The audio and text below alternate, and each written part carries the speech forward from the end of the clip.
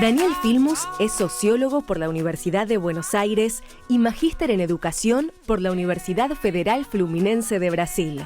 Fue director de la Facultad Latinoamericana de Ciencias Sociales, ministro de Educación, Ciencia y Tecnología de la Nación y miembro del Comité Ejecutivo de la UNESCO. Desde su trabajo como docente, investigador y en la gestión pública, impulsó una destacada tarea de transformación del sistema educativo en defensa de su calidad y del rol que juega en el crecimiento del país.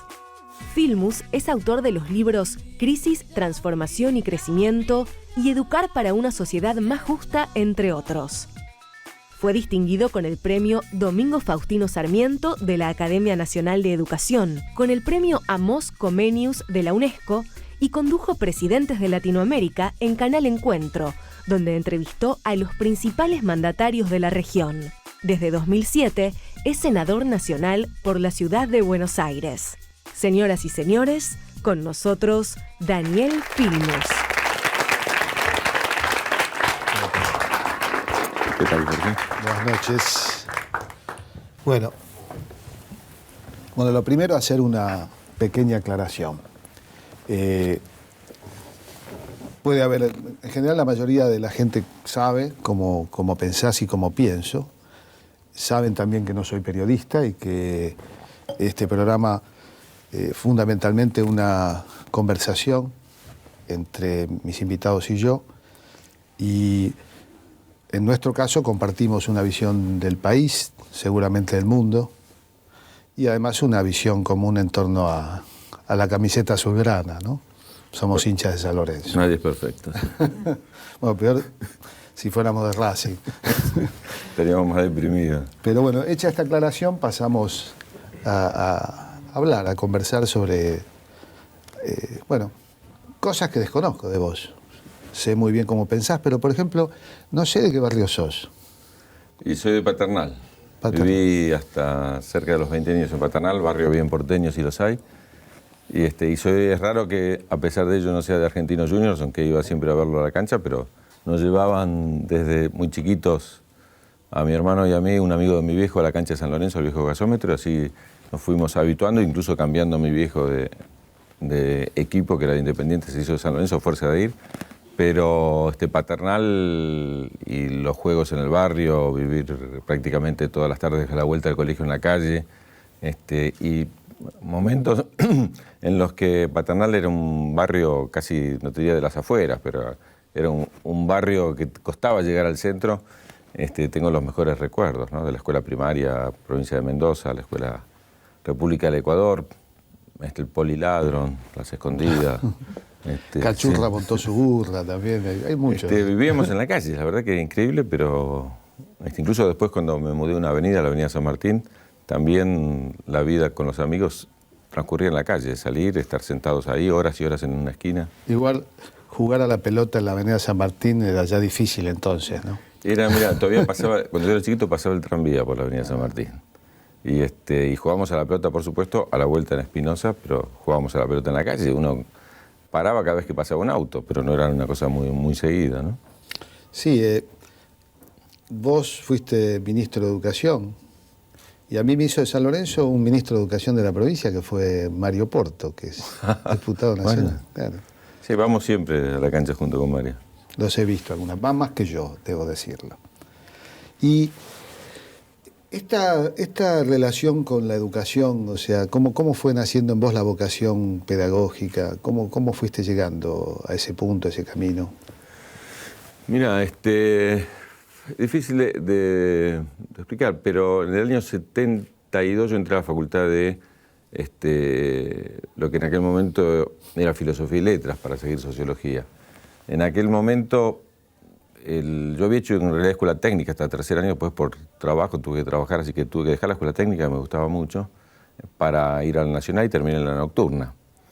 Y uno entraba a Sociología no para hacer marketing, sino para hacer la revolución, digamos, no era ninguna intención de trabajar de sociólogo, era simplemente comprender mejor el mundo para tratar de transformarlo. Y en el primer año que entré, en el año 72, sobre el fin del 72, se hicieron trabajos voluntarios, como se hace siempre en la universidad en los momentos de transformación. Nosotros fuimos, en realidad no, en el 73 ya había subido el gobierno de Perón, estaba Videgain en la provincia de Buenos Aires, que se llamaban campamentos de Evita, entonces hice un curso pedagógico para dirigir las colonias de vacaciones para los chicos de las villas. Y ahí fue la primera experiencia que tuve desde el punto de vista pedagógico, y después ahí se conformó en DINEA lo que fue el CREA, el programa de alfabetización que hizo el gobierno de Perón, y empecé a trabajar voluntariamente en el programa de alfabetización. Y posteriormente, después cuando empezó la dictadura, me recibí de sociólogo, y el único trabajo que conseguí parecido a sociólogo era ser profesor en un sindicato, el Sindicato del Seguro. Mal momento para recibirse de sociólogo, ¿no? Bueno, sabes que nosotros ocurrió una cosa muy rara, y nos salvó la vida, creo que en buena medida eso. En el 74 se intervino la facultad. Cuando cambia el gobierno y asume Isabel, ¿te acordás que cambia el ministro de Educación? Lo pone Ivanišević, pone a Otalagano en la Universidad de Buenos Aires, y estaba Adriana Puiggrós como decana de Filosofía y Letras, y pone a Sánchez Abelenda, que era un cura que lo primero que hizo fue venir y exorcizar la facultad. Cerró la carrera de Sociología, que fue lo que nos salvó, y a todos los que habíamos hecho la mitad de la carrera nos hizo dar todas las materias libres. Así que yo me recibí dando 14 materias en un cuatrimestre, digamos, y eso hizo que me reciba muy tempranamente. Y la carrera después se cerró, vino la dictadura, cerró la carrera, la volvió a abrir al tiempo. Fue la única carrera de Sociología que siguió abierta, esa es la de la Universidad de El Salvador, pero con un cupo de 50 estudiantes. Yo ya ahí había empezado a trabajar, por supuesto no podíamos entrar a la universidad nosotros, en el sindicato, y la verdad que el sindicato del seguro, en las escuelas de DINEA, las escuelas secundarias, los CENS, no sé si te acordás, sí, que los protegieron los sindicatos, fue lo que me permitió a mí seguir vinculado a la profesión durante toda la dictadura, ¿no? Y volviendo un poco a la juventud, a la infancia, ¿cómo era tu vida familiar, tu hogar? ¿Tus viejos les gustaba, tenían una biblioteca frondosa? ¿Cómo era? Bueno, mi viejo era un militante político, era un militante de izquierda, hasta el 66. Él militaba, y teníamos libros de los que se te ocurra de izquierda, de todo tipo. Así que, bueno, para nosotros era muy común, era muy normal acceder a libros. Mi mamá era y es todavía una institución en el barrio, profesora de inglés, era la profesora de inglés del barrio. Así que todos los chicos del barrio pasaban por mi casa. Y la verdad que, digamos, después las crisis económicas nos fueron pauperizando, por decirlo de alguna manera, o creando condiciones económicas más difíciles, pero es una típica vida de hijo de inmigrantes de clase media baja, que gracias a las políticas de los 40 y de los 50 pudieron acceder a tener la vivienda propia y a mejorar, ¿no? Y a nosotros darnos la educación, por supuesto, pública a todos, y poder terminar todos la universidad. ¿Y tu acercamiento al peronismo? Bueno, fue ese del sindicato. En realidad, yo viniendo de la izquierda, tuve un acercamiento al peronismo tardío, digamos, después del 76, en esa posibilidad de trabajar en el sindicato, y la única, pues yo militaba en el tema de derechos humanos, porque había sido fundador de la Asamblea Permanente por los Derechos del Hombre, y estaba en los organismos de derechos humanos en toda la época de la dictadura. Trabajé allí, y ahí en el sindicato, con el grupo de compañeros que conformamos la escuela, algunos de los cuales, te digo para que tengas una idea, el director de la escuela donde yo trabajaba, el Sindicato del Seguro, era Miguel Ángel Toma.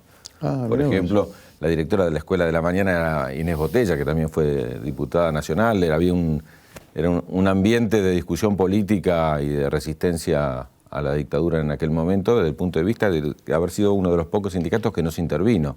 La mayor parte de los sindicatos fueron intervenidos, el Sindicato del Seguro y muchos sindicatos de servicios no fueron intervenidos. Entonces había una cierta vida sindical, había escuela sindical, discutíamos los temas, y la verdad que los sindicatos jugaron un papel de resistencia importante. Y bueno, fueron de ahí las primeras movilizaciones que ya en el año 79 enfrentaron a la dictadura militar, ¿no? Bueno, vamos a una pausa y seguimos hablando con Daniel Filmus.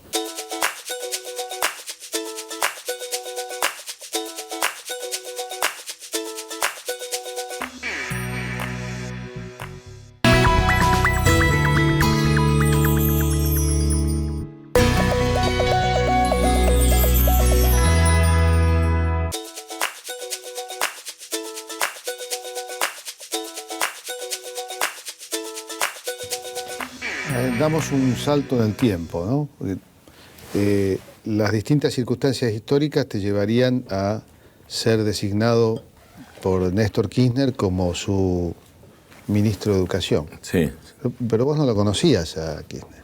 No, la verdad que fue una situación muy extraña porque yo en aquel momento era, mejor dicho, secretario de Educación de la Ciudad de Buenos Aires con Aníbal Ibarra. También algo muy extraño, porque en aquel momento Jorge Tellerman y yo como peronistas fuimos convocados a un gabinete que no era peronista, sino que era un gabinete progresista en general, plural, en el cual con distintos sectores nosotros conformamos, y Néstor y yo había elecciones justamente para, se cumplía el primer mandato de Ibarra y había sido elegido para ser candidato a vicejefe de Aníbal Ibarra en ese momento. Por unas razones legales se postergan las elecciones, y en el medio de la postergación de las elecciones es que fija a Duhalde la fecha de elecciones para la presidencia, adelantándola a lo que correspondía, y aparece algo totalmente inesperado, que yo creo que es el fenómeno más maravilloso que le ocurrió a la Argentina de las últimas décadas, que es que gana con el 22% Néstor Kirchner. A quien, insisto, yo no conocía, y me acuerdo que en algunos reportajes como candidato a vicejefe me preguntaban a quién iba a votar, y yo decía, voy a votar a una persona que casi no puedo pronunciar el apellido, porque no tenía, había leído, lo había escuchado, como peronista lo había seguido, y por supuesto todos soñábamos con que sea elegido, pero la verdad es que la anécdota más graciosa es que me llaman, quien iba a ser en primer lugar el subjefe de gabinete, Alberto Fernández, y no le creí, entonces lo puso a Néstor al teléfono. Néstor, el teléfono me dice, no, sí te estoy ofreciendo, discutimos con Aníbal, si no.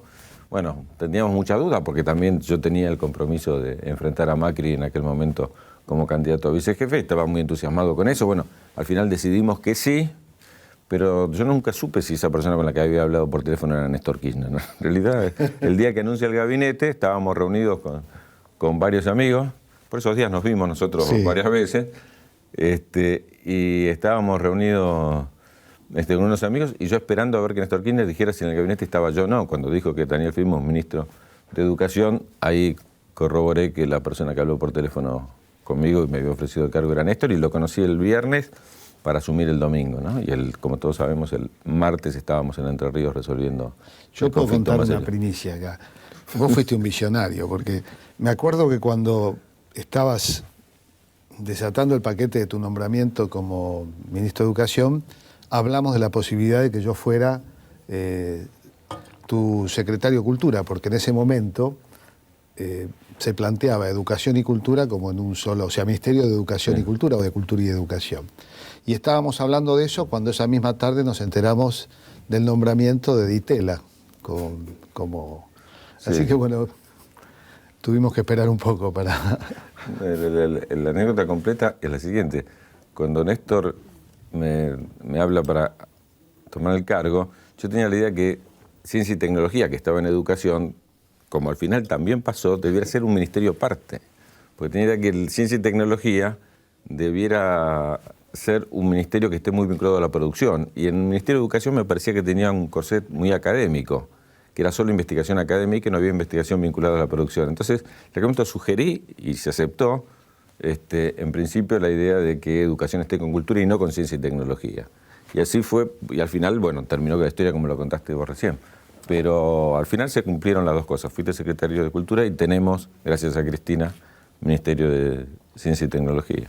Bueno, ojalá quedan muchas cosas por hacer, pero también quedan muchas cosas porque se cumplan de expectativas. San Lorenzo sea campeón. Néstor Kirchner solía decir que la Argentina estaba en el infierno.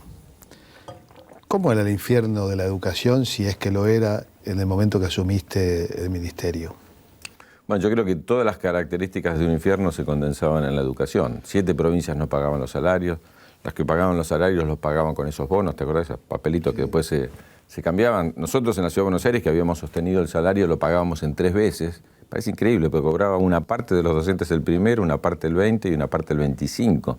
Se terminaba de pagar el salario. Los chicos iban a la escuela a comer, no había ninguna discusión pedagógica.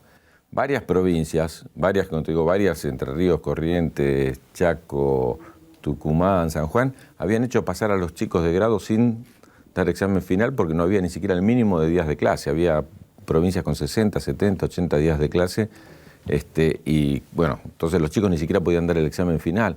La situación, no había docentes porque elegían otras profesiones, porque la profesión docente no resolvía lo más mínimo para poder vivir. La verdad que habíamos tirado abajo, y yo te diría quizás progresivamente desde la noche de los bastones largos, del 66 en adelante, habíamos tirado abajo todo lo que había construido la educación argentina, y la última dictadura, más la década neoliberal, había terminado con la educación pública argentina, que era un orgullo para todos. Entonces, incluso mi resistencia a tomar el Ministerio de Educación era mi imagen como ministro de Educación de la ciudad en aquel momento, de que el Ministerio de Educación de la Nación no tenía ninguna autoridad sobre nada.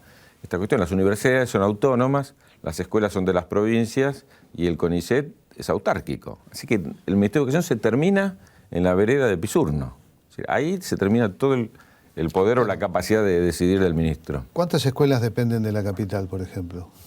De la capital en este momento deben depender alrededor de 4.000 escuelas. Y de la provincia unas 17.000, por ejemplo. Sí.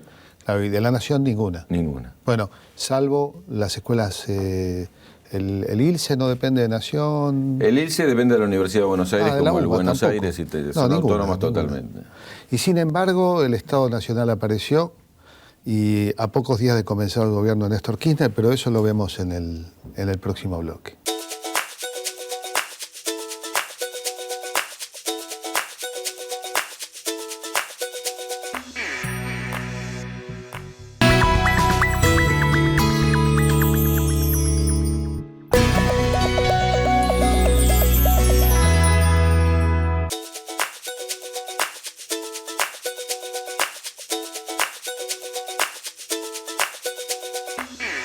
Bueno, hablábamos de aquel infierno que tantas veces repetía Néstor Kirchner existía y del infierno que en el área específicamente educativa te tocó enfrentar.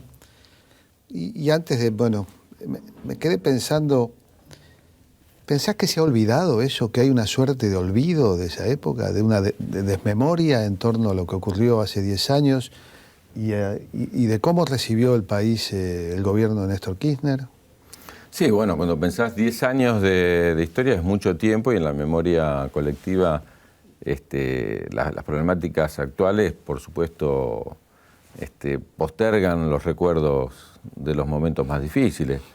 Yo no sé si no está bien que se haya olvidado, digamos, en cierto sentido, vivir agradeciendo permanentemente esa circunstancia, porque esa circunstancia uno lo mira a veces desde el punto de vista electoral, Jorge, y lo que uno piensa, bueno, ¿cómo puede ser de aquella situación tan difícil que atravesamos, alguna gente se olvide de la recuperación de la autoestima y la recuperación del orgullo nacional y la recuperación del trabajo y de la vida digna que se produjo desde 2013 en adelante, pero también haber mejorado esas condiciones genera nuevas demandas. Entonces, en el cambio educativo, vos fíjate, la ley que se llama de los 180 días, tuvimos que poner una ley que garantiza el salario, te estoy hablando del primer mes de gobierno, del 2003, una ley que garantiza el salario docente con los fondos nacionales.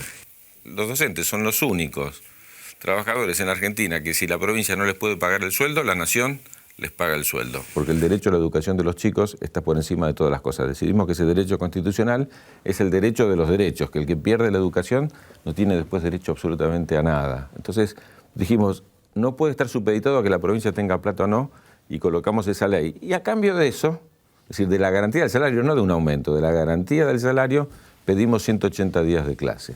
Pedimos 180 días de clase. Mirá de dónde salimos, de la definición de lo que es un ciclo lectivo. Estamos en una situación realmente gravísima. ¿Se podía discutir en aquel momento el tema de la calidad de la educación? No, en aquel momento lo que discutíamos era si la escuela se iba a comer o no. El tema principal de la escuela era si la escuela se daba de comer o no, y si el docente era un trabajador social o era un pedagogo. Porque si vos le pedías a un docente qué hacía durante todo el día, te anotaba, yo me acuerdo que hacíamos ejercicios, te anotaba las tareas del día y enseñar era una tarea más, no era la tarea de la escuela. Hoy tenemos serios problemas de calidad y la demanda es sobre la calidad. Pero hoy tenemos una escuela que no tiene las demandas que tenía en aquel momento. Las demandas sociales se resuelven socialmente. Una de las primeras medidas, Jorge, fue darle al Ministerio de Desarrollo Social, a Alicia Kirchner, los comedores escolares. ¿Por qué los docentes tenían que darle de comer a los chicos? ¿Por qué nosotros teníamos que poner la plata de la comida del presupuesto educativo? Bueno, Alicia asumió esa responsabilidad como propia y así es hoy.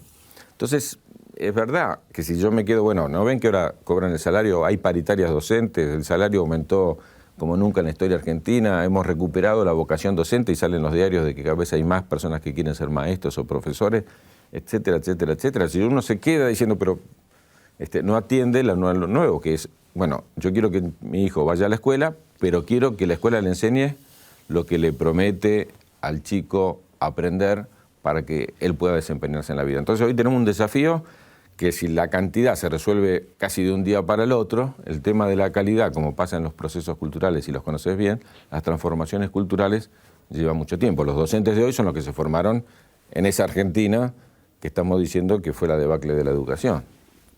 Sí, hay una diferencia, creo yo, entre la amnesia, la desmemoria y el olvido selectivo, ¿no? Por eso estamos cumpliendo en el momento de esta grabación, no en el día, pero sí en el año, 30 años de democracia. Y a mí me da la impresión de que la pérdida de memoria es uno de los grandes riesgos que tiene hoy la democracia.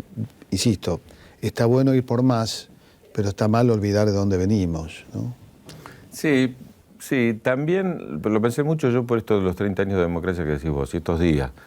Hace unos días se cumplió la noche de los lápices, por ejemplo, sí. y rescatábamos la lucha de chicos de 16 años cuando hoy algunos quieren prohibir que los chicos de 16 años vayan a manifestaciones. Quiero decir, había muerto 16 años por un boleto estudiantil, una cosa inconcebible que la dictadura hizo eso, y hablábamos con los sobrevivientes, que son amigos nuestros, y ellos decían lo que pensaban en aquel momento y por qué salieron, y la imprudencia, en cierto sentido, el desafío que significaba un momento tan difícil, y la importancia que tiene hoy que nuestros chicos asuman esa responsabilidad política. Y yo creo que lo más importante de la democracia es lo que no vemos. Es que hoy, por ejemplo, después de 30 años de democracia, vos vas a dar clase a la universidad y todos quieren hablar, todos quieren participar, todos quieren discutir. A ninguno de los jóvenes de hoy se les ocurre que pueda haber una dictadura. No se les ocurre que pueda haber una dictadura. La verdad es que ya están acostumbrados a vivir en democracia que es imposible. En ese caso, yo no sé si sea tan del sentido común, que ni siquiera entra en nuestro universo de pensamiento. Es bueno que dejemos atrás esa posibilidad en la Argentina. Ahora, cuando las madres, las abuelas, cuando Néstor y Cristina tomaron memoria, verdad y justicia y plantearon que un pueblo que no recuerda está condenado a repetir una y otra vez la misma historia, lo que están planteando es que eso ocurrió efectivamente y que dejar de lado eso, sin lugar a dudas, trae el peligro del retorno. Pero en la vida cotidiana la gente tiene nuevas demandas, tiene nuevos valores. ¿Vos pensás que hay en algunos sectores de la oposición con los que vos polemizás que pueden plantear alguna superación de esas demandas? Porque todos miran para atrás. Yo con todos los que hablo, con los que discutimos y debatimos, no hay ninguno que tenga una propuesta que sea distinta a las que se aplicaron, por ejemplo, en la década del 90 o las que se aplicaron en la época de la Alianza, ¿no? Me parece que hay una crisis, y no diría de la Argentina, europea, mundial, respecto a propuestas alternativas que no sean las que vienen de América Latina. Me parece que tenemos una responsabilidad enorme y somos los más innovadores de esto que hace Cristina en todos los lugares del mundo, de llevar la propuesta nuestra, debatir. Interesante porque estos días también ocurrió lo de Siria, ¿no?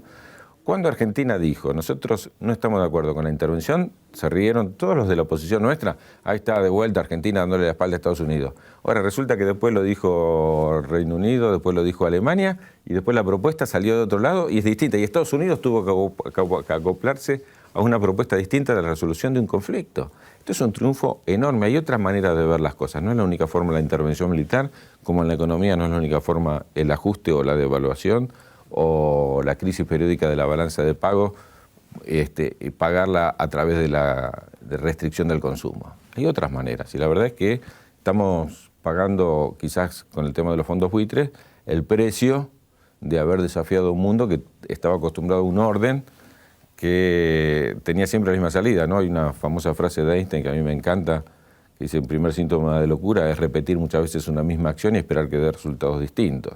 Si nosotros repetimos las mismas políticas, vamos a tener los mismos resultados. Incursionemos, imaginemos, tengamos el coraje como tuvieron Néstor y como tiene Cristina, de escoger otros caminos, ¿no? Si bien, bueno, un poco lo que planteas y yo coincido, la oposición al actual gobierno expresa dos grandes líneas marcadas.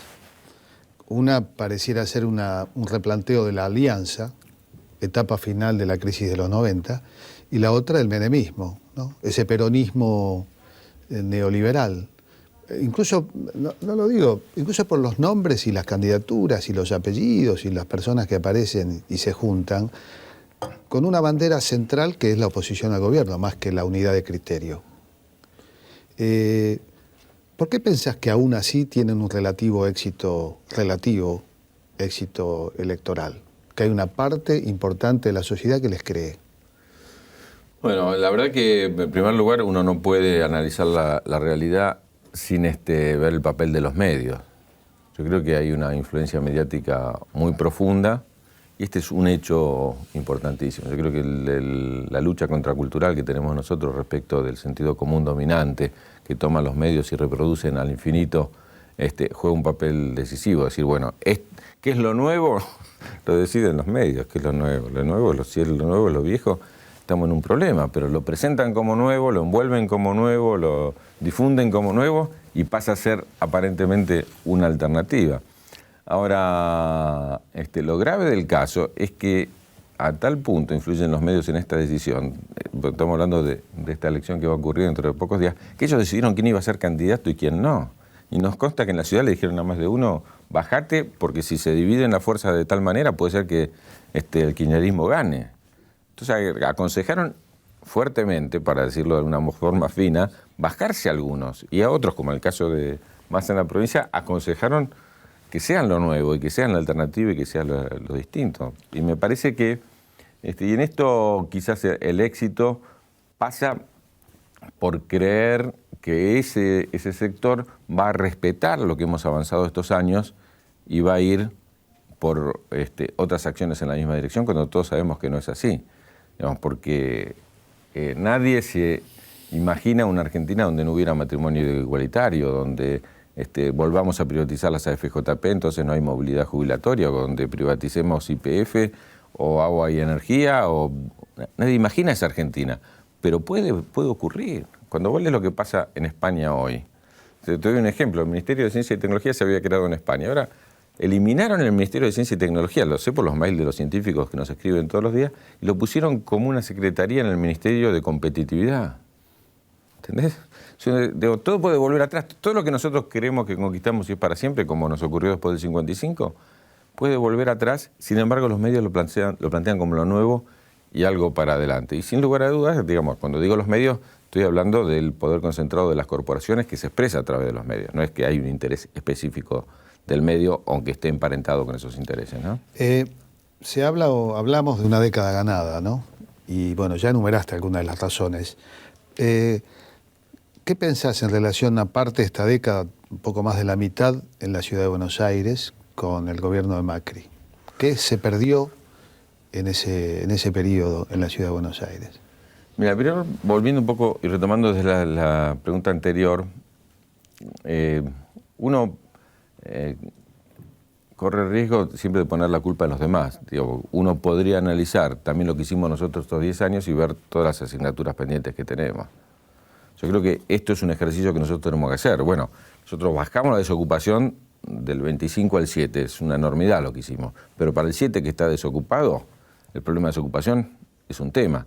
Digamos, en muchos aspectos, entre lo que decía en la educación, bueno, el tema de la cantidad en buena medida lo hemos resuelto, el tema de la inversión lo hemos resuelto, que eran los temas principales, pero el tema de la calidad es un tema pendiente. Yo creo que parte de la discusión nuestra tiene que partir también por asumir cuáles son las asignaturas pendientes. Y incluso por asumir de que en la resolución de los problemas no hemos resuelto todo como hubiéramos imaginado, como hubiéramos querido, que también hubo errores, dificultades o cuestiones de contexto que nos lo impidieron hacer, ¿no? Yo digo esto para terminar, si no me quedo tranquilo con la respuesta anterior.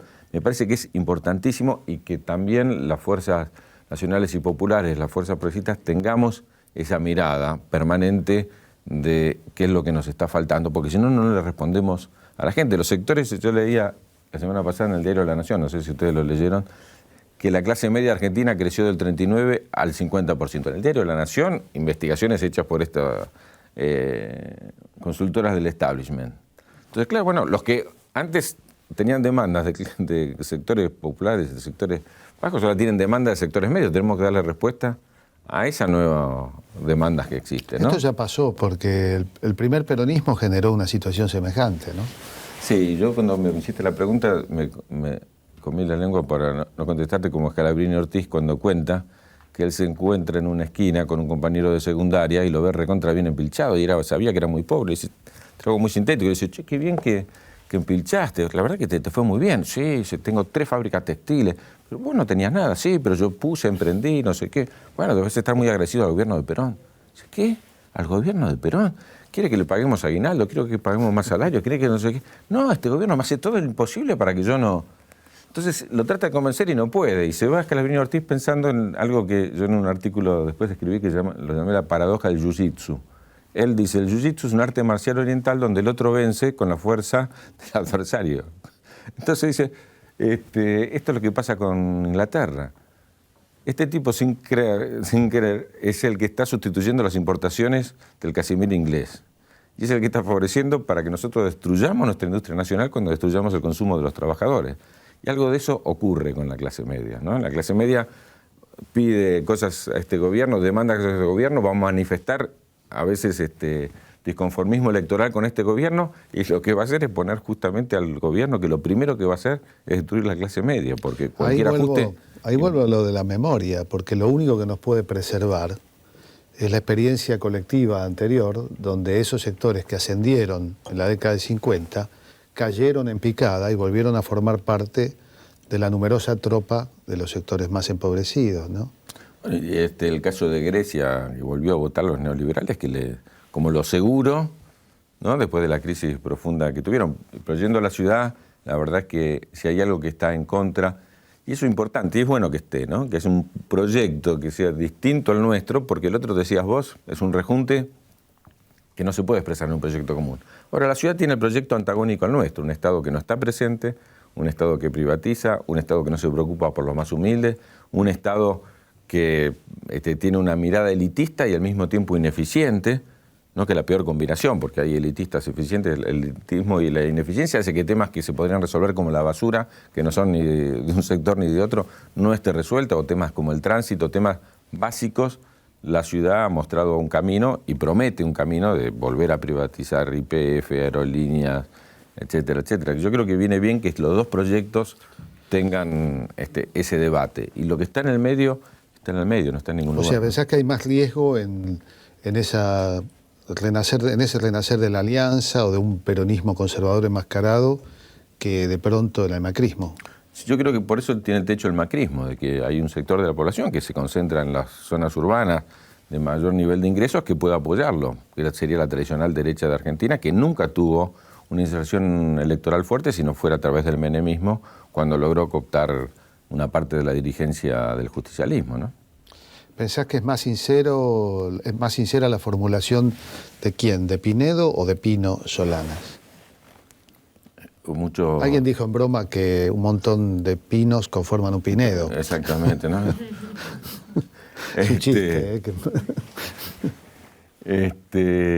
Sin lugar a duda, hoy en día vos podés tener un debate serio con Pinedo respecto de ciertos proyectos y ciertas ideas, y sería muy difícil preguntarle a Pino qué hace al lado de aquellos que quieren privatizar, aquellos que quisieron la colecta, hablando de chistes, uno de los chistes más grandes ocurrió en la Argentina hace poco, quisieron hacer una colecta para sacar la fragata del puerto de Ghana y nos pedían a nosotros que le paguemos los fondos buitres. La historia terminó en que la Corte Suprema culpó a los fondos buitres, les cobró $6 millones, y los otros querían que los argentinos les paguemos a los fondos buitres para que dejen salir a la fragata. Pino está con esa gente, Pino está con...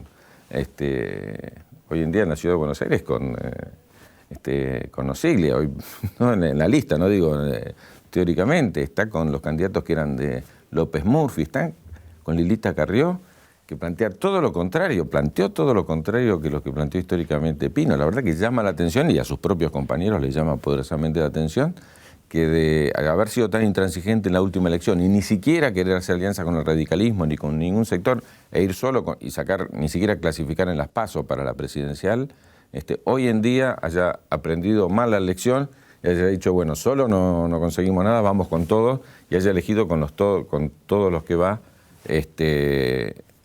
un conjunto de representantes de los sectores, realmente muchos de ellos los más reaccionarios de la Argentina. Siguiendo la misma línea de pensamiento tuyo de Pino y Pinedo, no hay que dejar que el árbol nos tape el bosque.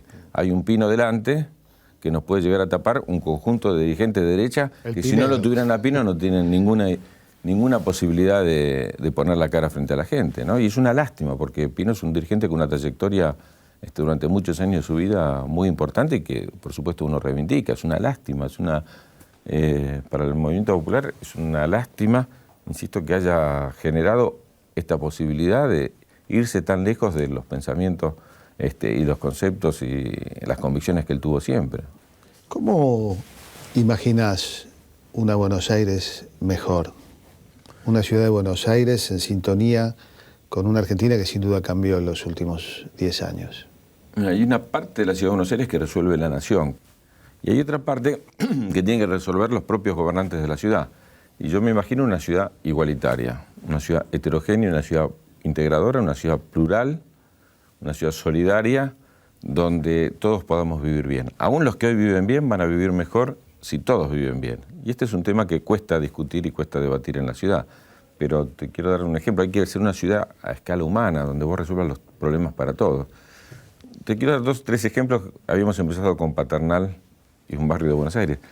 Bueno, hay que diversificar los barrios en la ciudad de Buenos Aires y diversificar y colocar en cada barrio todo.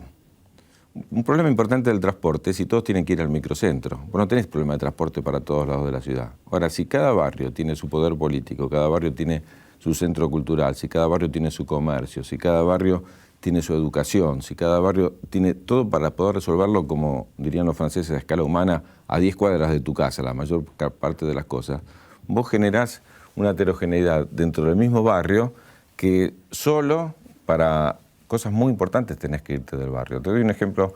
El otro día estamos en un centro de jubilados en Flores. Les pregunto, ¿qué necesitan? ¿Sabes cuál es la primera respuesta? Un micro. ¿Un micro para qué? Y para ir al centro del teatro.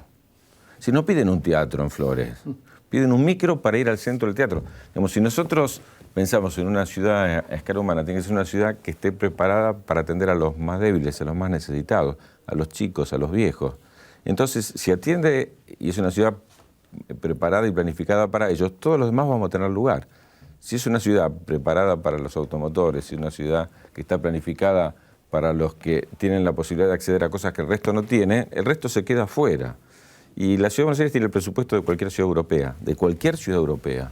Así que podríamos tener la mejor ciudad. ¿Cómo no podés resolver en la ciudad de Buenos Aires 160.000 viviendas para que nunca más tengamos la indignidad que significa que haya gente viviendo en villas?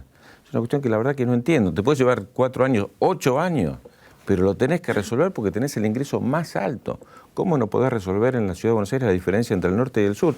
Sabés que cada vez que construís en el norte hay más cemento y más inundaciones. Cada vez que construís en el sur generás mayor igualdad. Entonces, ¿por qué no poner los incentivos para que se construya en el sur y la ciudad sea mucho más integrada? Te digo que todos los temas, todos, si lo pensás desde el punto de vista de que el objetivo fundamental de una ciudad es estar integrada, es ser solidaria, es que todos tengan derecho a vivir bien, le resolvés los problemas a todos, porque también resolviendo los temas de la pobreza resolvés los temas de la seguridad, también resolviendo el tema de la educación estás resolviendo el tema del trabajo. Hay que pensar justamente en lo que señalamos antes, un Estado que esté presente en la resolución de los problemas de los porteños, un Estado que tiene la mayor cantidad de recursos gracias a la nación, gracias al crecimiento del país, que pudo recaudar la ciudad de Buenos Aires en toda su historia.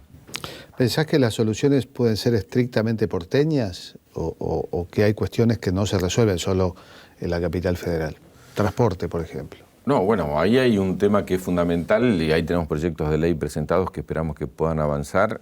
Randazzo intentó avanzar en esa dirección también, es que casi todos los problemas son metropolitanos. Cuando vos tenés una urbe de 14 millones de habitantes no podés pensar solo en la ciudad de Buenos Aires. Vos tenés millones de personas que entran todos los días del Gran Buenos Aires, tema del transporte que planteabas vos, pero te digo, el tema de la seguridad no es un tema que haya una valla en la General Paz o en el Riachuelo que distinga el problema de la seguridad de un lado o del otro. El tema de la basura, si el Gran Buenos Aires decide ponernos un dique y que nosotros nos saquemos la basura, así como Macri no quiere dejar entrar a los bonaerenses a nuestros hospitales y a nuestras escuelas, nosotros los porteños nos rendimos en 3 días. Decimos, por favor, entren lo que quieran, pero déjenos sacar la basura porque nos ahogamos.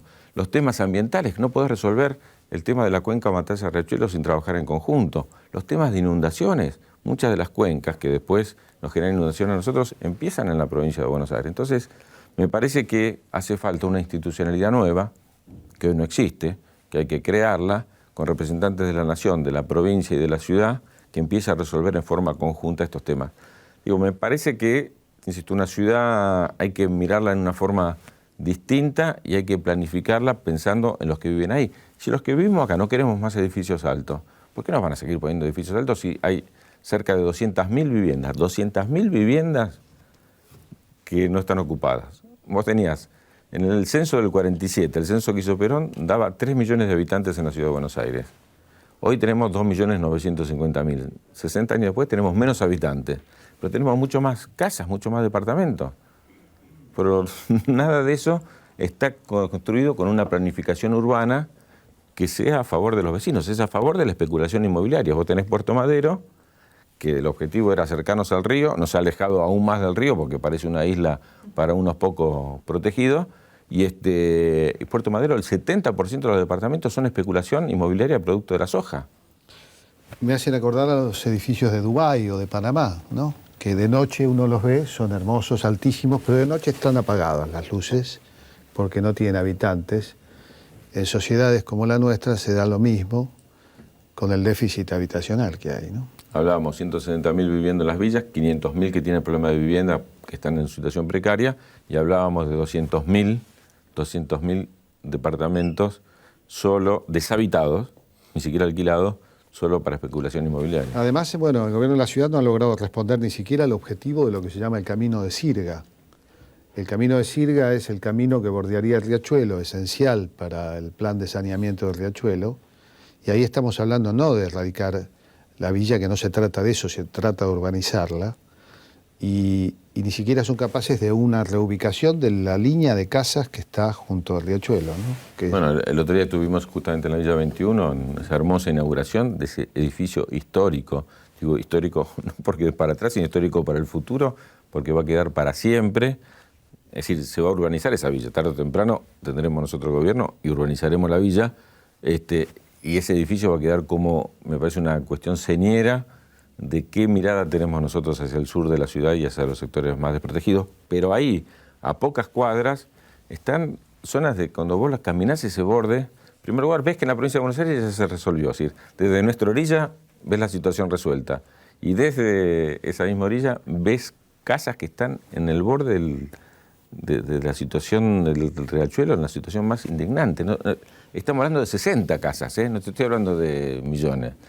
Y quienes gobiernan y el gobierno no lo resuelve. Quienes gobiernan esta ciudad dicen también que la Argentina está como excluida del mundo, está fuera del mundo. Es curioso, ¿no? Bueno, nunca estuvo tan integrada. Yo voy a seguir con los ejemplos de lo que dicen los que están en otras listas. Por ejemplo, este año fue el referéndum de Malvinas. Acá pareció, el único país donde tuvo repercusión fue acá. Es decir, nadie en el mundo se enteró. Hay un solo país en el mundo que apoyó el referéndum, que fue Canadá. El único país del mundo que dijo que estaba de acuerdo con el referéndum. Al otro día que fue el referéndum, al poco tiempo fue la asamblea de la Comisión de Descolonización de Naciones Unidas, que votó exactamente igual. Todos los organismos mundiales decidieron exactamente igual, no le dieron importancia. Y a título de ejemplo, nos invitaron, yo soy presidente de la Comisión de Relaciones Exteriores del Senado, y Guillermo Carmona de Diputados, nos invitaron los irlandeses. Entonces nos invitaron y dijeron, los invitamos solo para decirles que estamos de acuerdo con ustedes.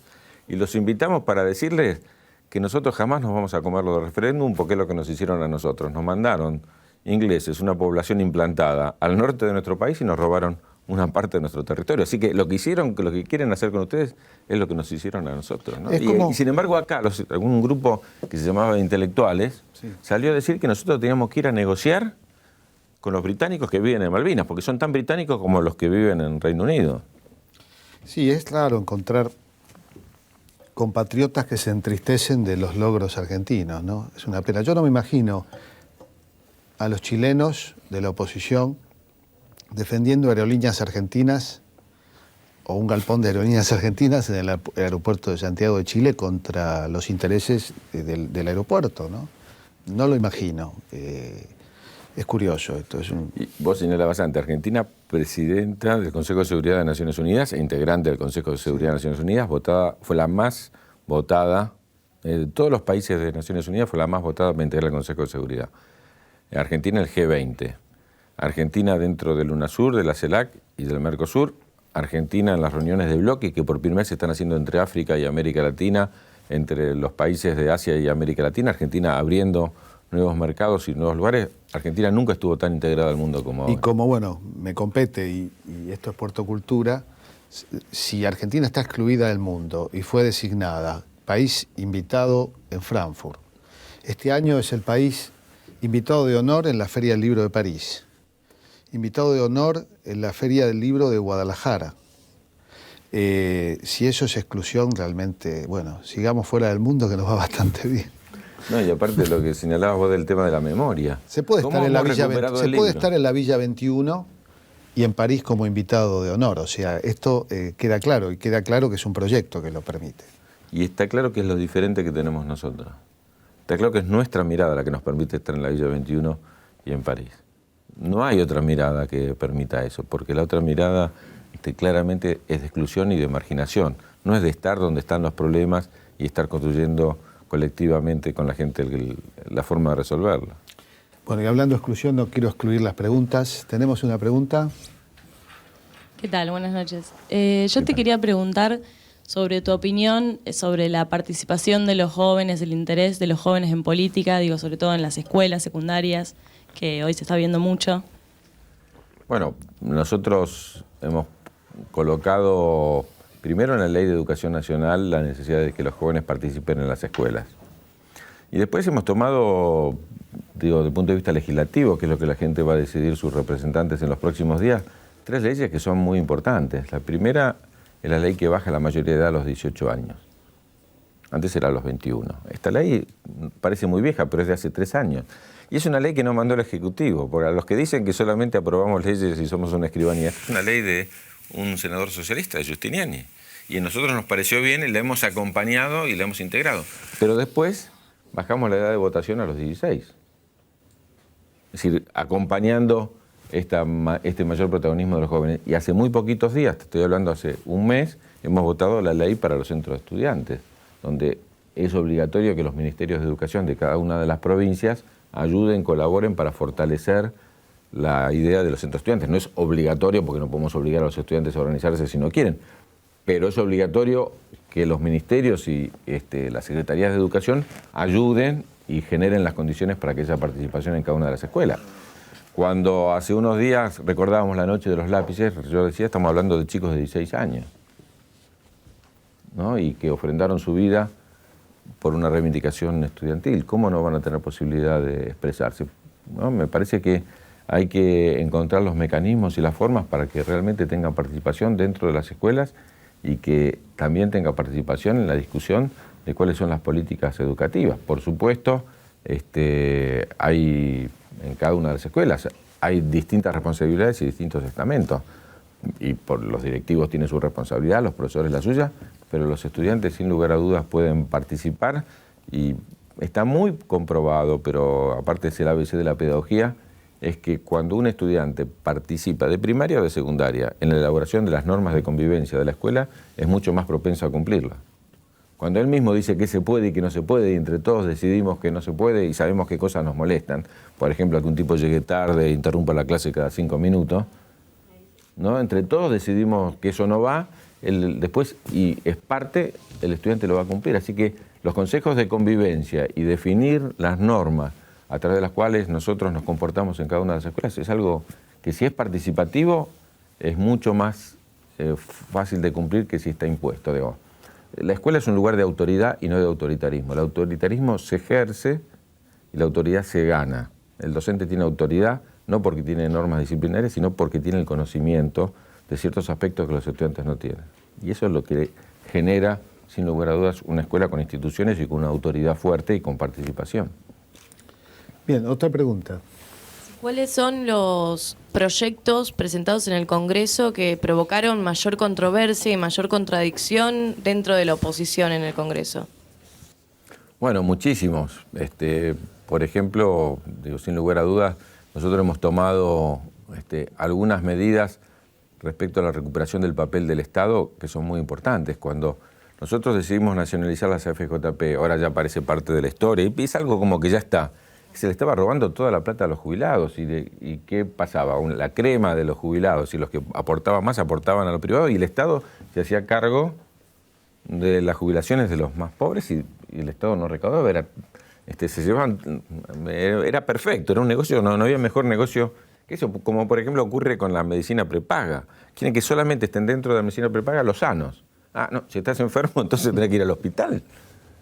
No, te quiero decir, cuando el Estado, cuando el gobierno decide estatizar la CFJP, está pensando en la movilidad jubilatoria que hemos logrado. Si no es imposible, la asignación universal por hijo. Si no es imposible, todos queremos quedarnos con la asignación universal por hijo y con la movilidad jubilatoria, y que eso no nos cueste plata. Pero si cuesta plata, entonces lo que tenés que pensar es de dónde sale.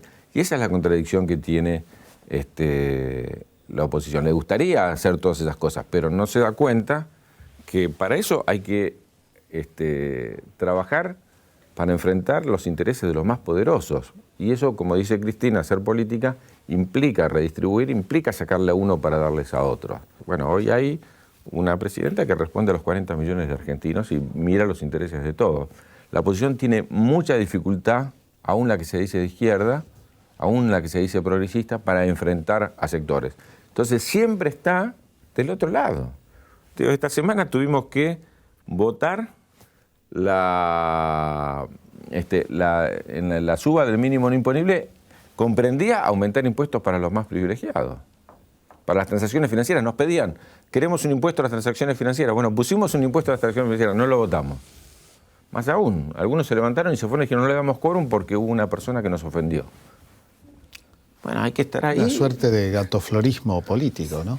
Sí, eso es lo que más le cuesta a la oposición, darse cuenta de que hacer política en serio para beneficiar a todos implica enfrentar a ciertos sectores y decidir democratizar, implica que todos tenemos que tener acceso. Y algunos están acostumbrados a defender sus privilegios, ¿no?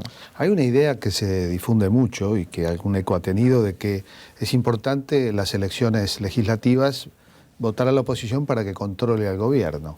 Pero esto entra en contradicción por cómo han votado en la oposición, cuando votó. Y vos has hecho un análisis bastante minucioso del tema. Sí, es interesante. Si nosotros retrotraemos la situación, hablando de la memoria, como vos señalabas antes, Jorge, al 2009-2010, ya tuvieron mayoría. Por ejemplo, en el Senado tuvieron mayoría un día. Ese día eligieron los presidentes de todas las comisiones, eligieron la mayoría, tienen la mayoría de todas las comisiones, y a partir de ese momento no pudo funcionar más porque nunca nos dieron quórum, porque nunca tuvieron un proyecto en las comisiones común, porque después se dividen, digamos. Es difícil ver votar a la izquierda con la derecha o a estos sectores. No tienen un proyecto común, entonces no nos dieron quórum durante no sé cuánto tiempo, no pudimos funcionar. Y cada vez que queremos funcionar, ¿se acuerdan? Se levantaban y no podíamos tomar ninguna ley. El 2010 fue un año sin presupuesto. No se pudo ni siquiera votar el presupuesto. Entonces, hay una cuestión fundamental. ¿Para qué sirve el Congreso?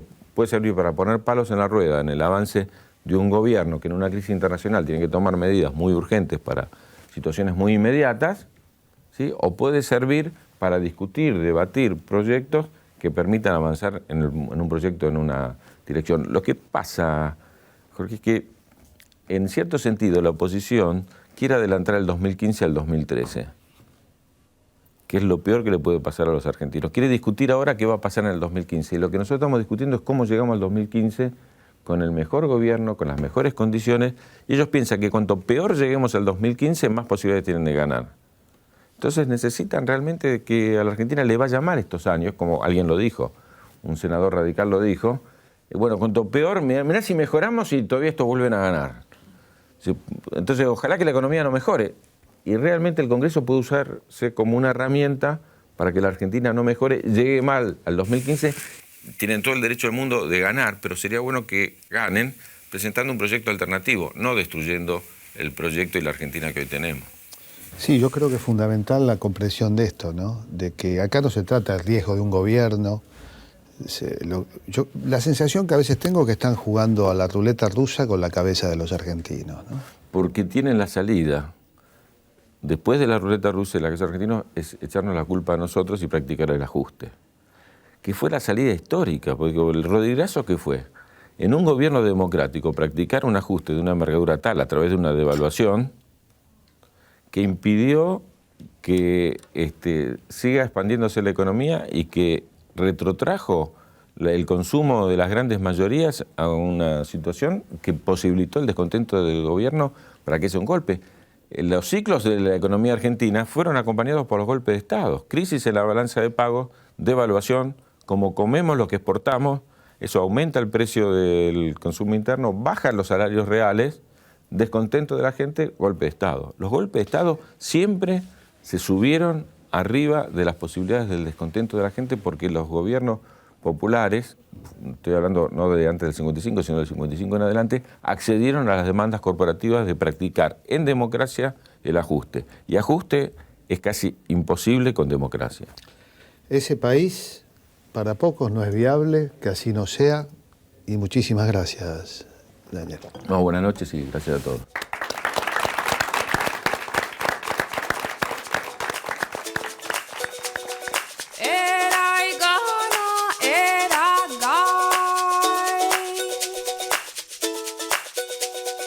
Era